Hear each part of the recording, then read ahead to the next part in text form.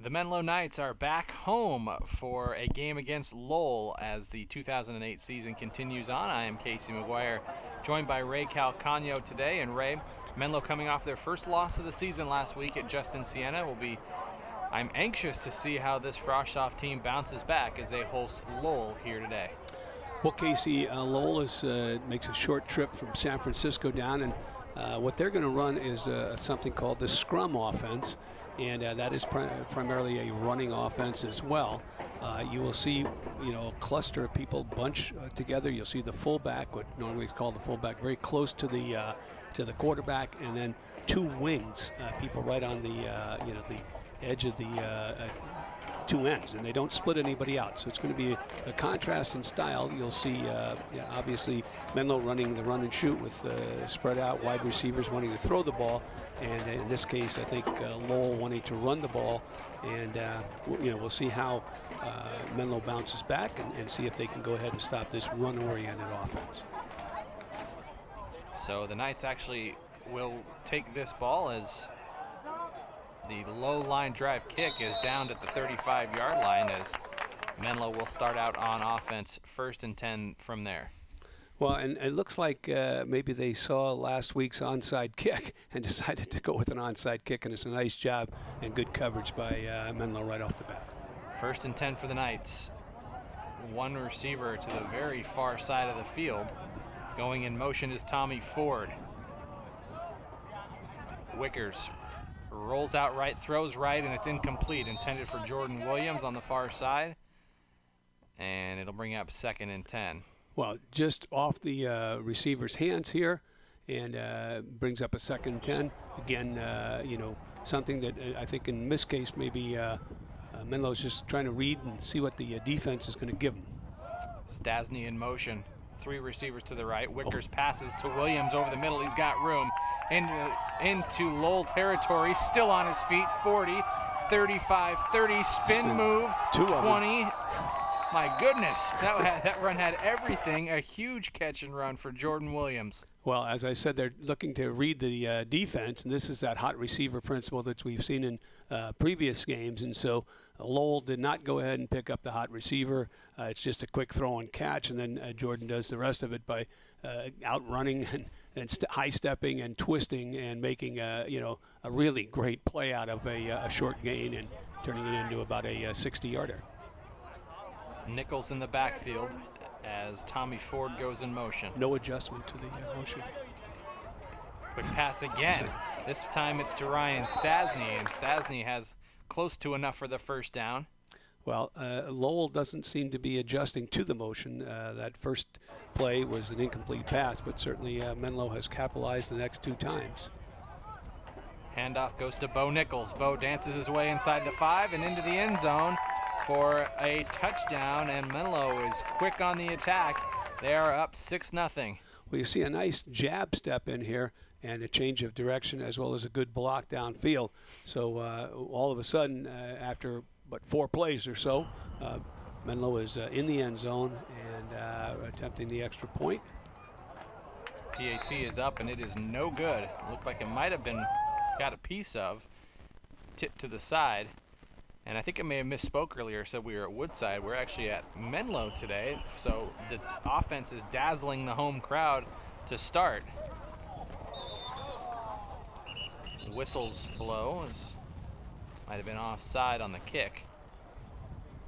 Well, there's also, with other practices going on, we may hear a whistle here or there and maybe make a call, but we'll wait and see what this is. I think, again, probably an offside. And yes, Menlo's going to be backed up, so they're kicking 5 yards further back, but it's still a booming kick. A very nice kick taken at the 19-yard line for Lowell. Good coverage. And pushing out of bounds for Menlo. We'll try to see who makes that initial hit. That was Calvin Ma, the man returning the ball for the Cardinals. As that was Tupou, it looked like. Right, pushed him out of bounds, and that's usually your best tackler anyhow. Okay, here's this scrum offense that we talked about. You see, there'll be a pitch back. Yes. Well, they pass right off the bat. And And it's unfortunately, intercepted. This is not a Tupou, good choice. picked it off, He's and he got is nothing but going green for grass. a touchdown. So the scrum offense designed to run. The pass play goes for a pick six. Well, it's good defense in all phases. They had good pressure on the quarterback. The play action pass didn't fool. The run action didn't fool anybody. The pass was thrown, and linebackers right in there, makes the interception, and obviously a quick, easy touchdown. So nice play all the way around. Point after is up, and this one looks good, and it is. So Menlo out in front, 13-0, before Lowell can really settle into this ball game. They are playing from a deep hole, as Menlo will kick off for the second time in a row. And there's no one offsides that time. I watched. Oh, his knee went down. So again, 2 weeks in a row. Well, we've seen this. We've talked about it, and so as a ball carrier, you do not want it to go ahead and touch the ground, whether you're punting or kicking or catching or anything else. When you hit the ground, you're down. So for Lowell, they start in a big hole here.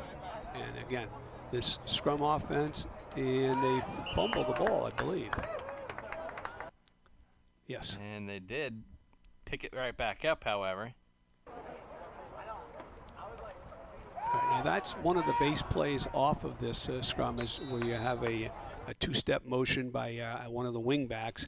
The quarterback pitches back to him, and then usually he will go ahead and make yardage or try to become a lead blocker as well. Handoff, a double reverse going to the outside, but Menlo was all over that. Well, in this case, it takes a little bit too long to develop. It was a nice idea, but it's not going to go very far, very fast. And Menlo closes on it and makes it a 4th down and long situation. Chris Ziesler, the man who picked that up, ball is bounced to the punter, and he gets a low, wobbly kick away.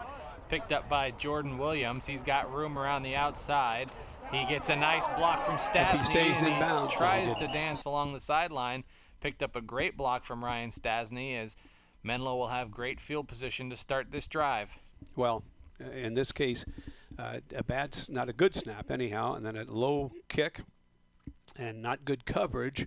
And the only thing that saves Lowell from another touchdown is the sidelines. And it was a great job of trying to tightrope the sidewalk. Oh, wait a minute. Yeah, I did see a flag thrown as the punt was away. All right, so Lowell is going to get another opportunity to kick, and I think it was a good idea to go ahead and not give them such good field position.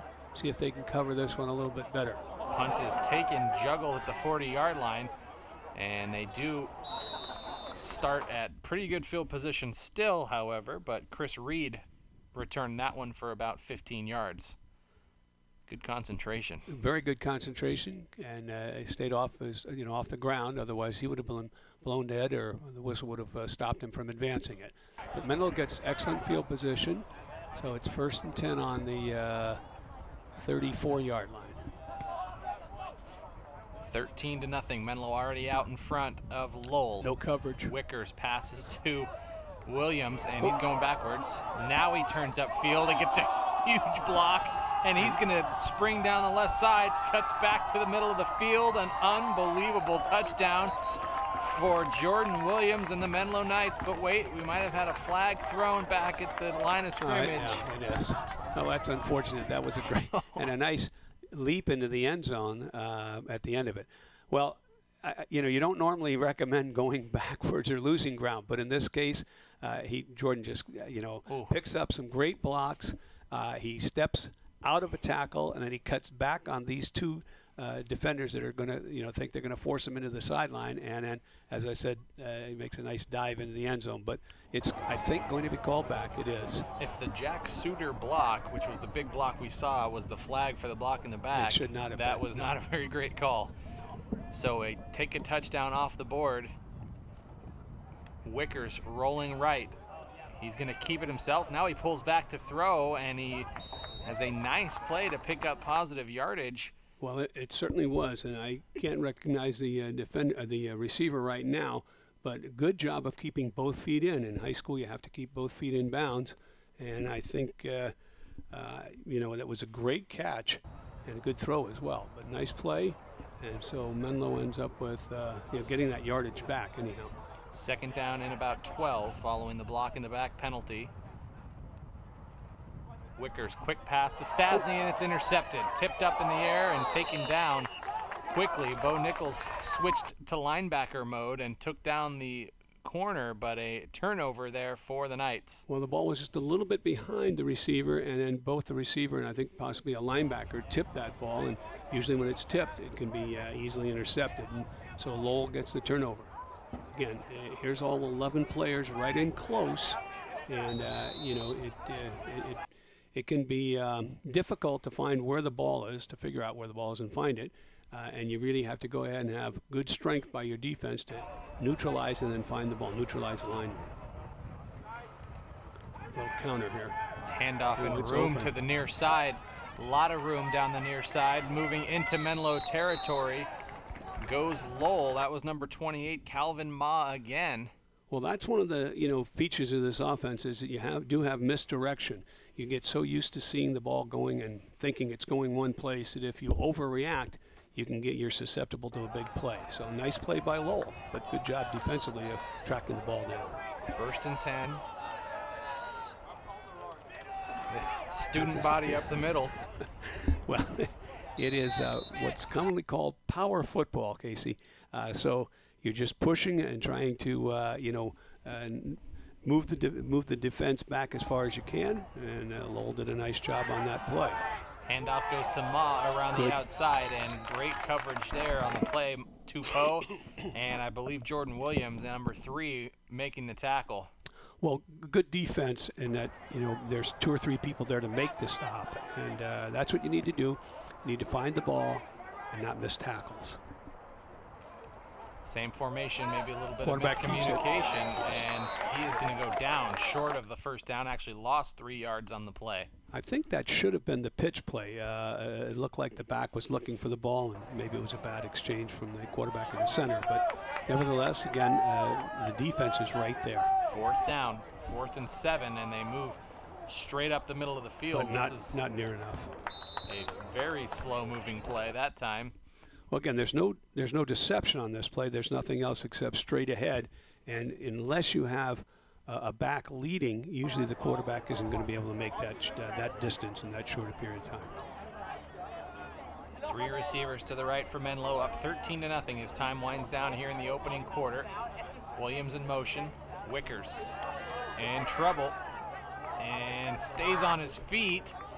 Tries to make something happen, but he was going to lose a lot more yardage than that. Wickers gets close to the original line of scrimmage. Well, in this case, Lowell did a nice job of, putting a pass rush on and the coverage. I think they made an adjustment now and seemed to cover the motion a little bit better, and then had a good pass rush, which obviously is the number one thing against a passing team. Williams goes in motion to the near side. Wickers screen set up, and they pass it off to Bo Nichols. He's got a lot of room and a lot of blocking. He's to the 50, to the 40. He's not going to get caught. Bo Nichols will go for the touchdown, and a beautifully set up screen. Lowell had all sorts of people in the backfield, and by the time Bo Nichols got the ball, it was about 8 on 4 remaining downfield for Menlo. Well, that's what you want to do on the screen. You want to let the linemen come through, and if they do come through, you get the ball beyond the line, and now you just have the secondary for the most part, and maybe some linebackers to go ahead and beat. And you didn't need to block, but there was good blocking up in front of him, and then once he broke into the secondary, I didn't think anybody was going to catch him. Point after is on its way. It looks good, and it is good. So Menlo is out in front 20-0 on top of Lowell here in the first quarter of play. Well, it's nice to see the 2 successful extra points there. Good job by the kicking team. And let's see if they get good coverage on this one. The kick is away. It's taken by Ma at the 15-yard line. He moves up the left side towards the 30. Nice coverage on the play by Menlo, and it'll be 1st and 10 for the Cardinals.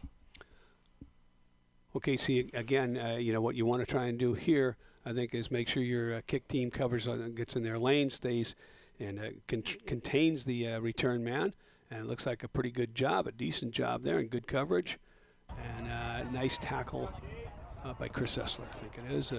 But 1st and 10 on about the 20,